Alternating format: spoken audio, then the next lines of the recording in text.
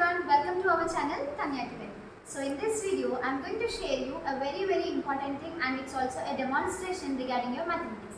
So now the thing is, most of the people knows that whenever you are writing x to the power of 0 is equals to 1. Okay, in your mathematics, this you have learned in your exponents and bases. But what is the reason behind this x to the power of 0 is equals to 1? I am going to explain you right now.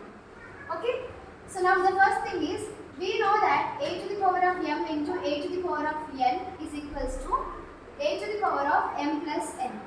Yes or no?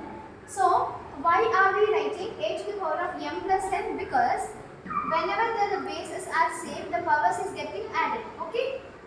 Now similarly, a to the power of m by a to the power of n. That means here again the bases are same. So that is the reason this denominator is going to the numerator. That will become a to the power of m minus n. Now see children, can we substitute like this? I think most of the students are having a knowledge regarding substitutions method. We will substitute any other different values. Similarly, here I am substituting m is equals to n. So that means wherever we see m, we are substituting n over there. Now what should I write here? A to the power of n by a to the power of n equals to a to the power of m minus n, right? So instead of n, what am I writing? N. So now it will become a to the power of n minus n. Now see here, both n and a to the power of n and a to the power of n will get cancelled, right?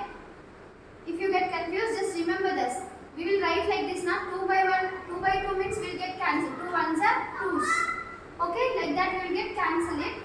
The similar way, a to the power of m and here a to the power of n and a to the power of n will get cancelled.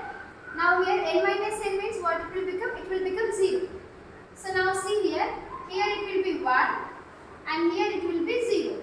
Now see, we got the derivation, a to the power of 0 is equals to 1.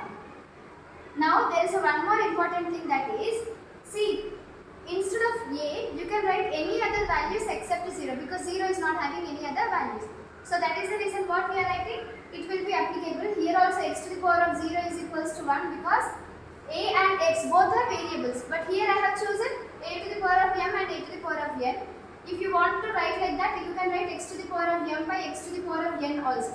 The derivation is same. You can take any other alphabets apart from that.